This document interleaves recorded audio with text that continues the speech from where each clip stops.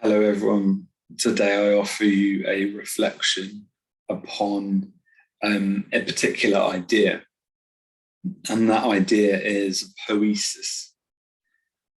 Poiesis is a Greek word, and it is where we get our word poetry from.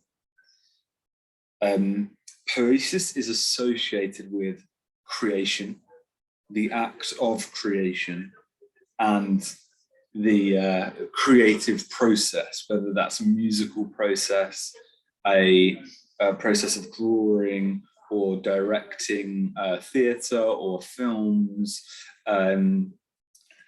or even using language as I'm doing now. There is a kind of poiesis in it insofar as something is brought forth which was not there before. This is the essence of the Greek word poiesis, to bring something into being which was not before. And so I do this when I create music, and I do this when I speak or want to convey an idea to you, because there's a kind of way in which the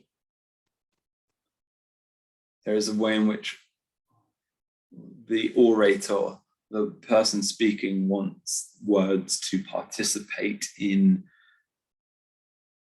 ideas, and that those ideas have resonance and power and influence in the lives of human beings, and thus there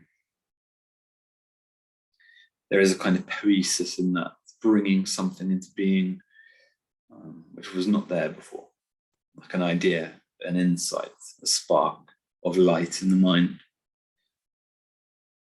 Poiesis is central to the understanding of religion.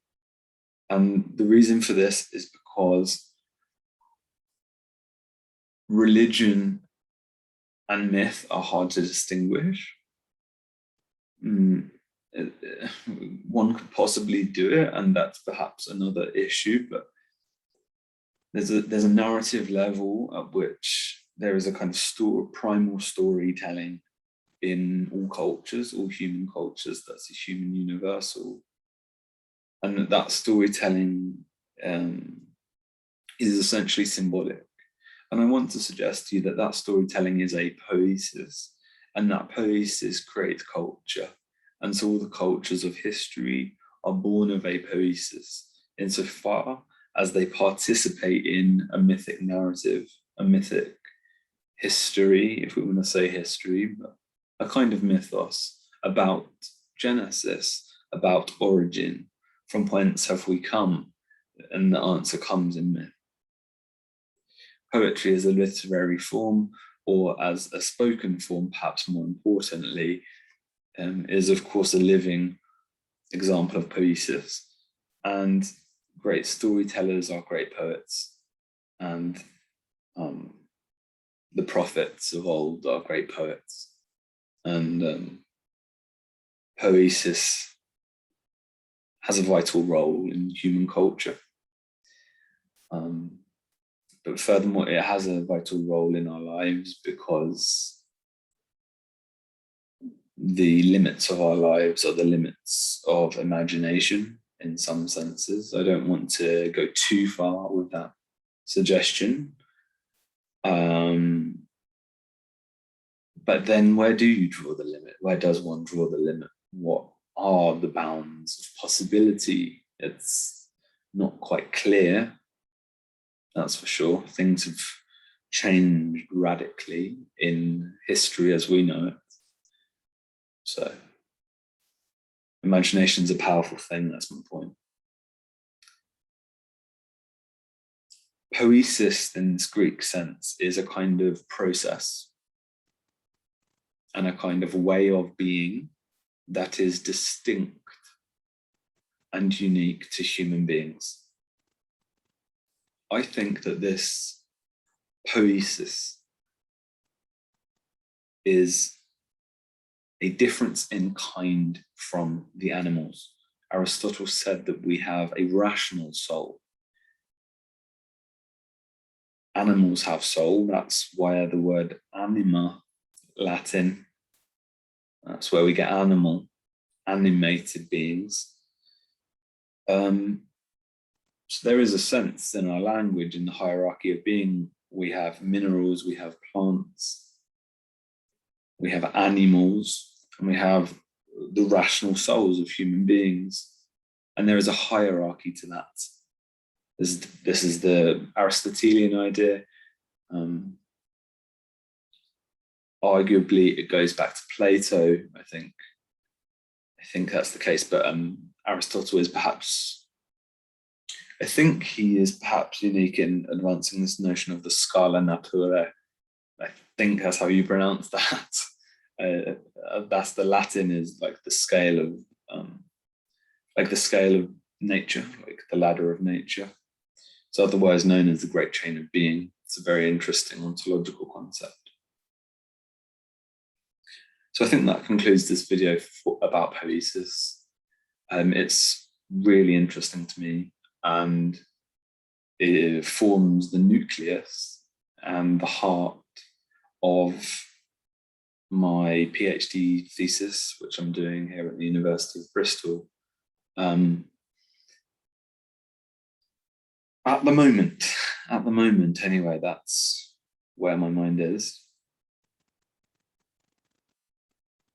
This notion of poiesis, imagination. These are the two themes, and the ways in which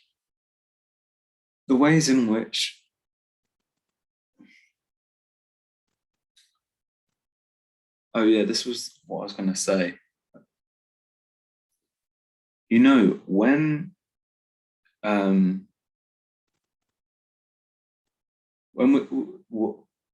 we can become disenchanted in our lives, in school or at work or in relationships, we can become disenchanted, and we can lose the spark which we once had when engaging in that system or engaging in that relationship or whatsoever it is. And that spark, which we use in our common language, I would say, is poiesis.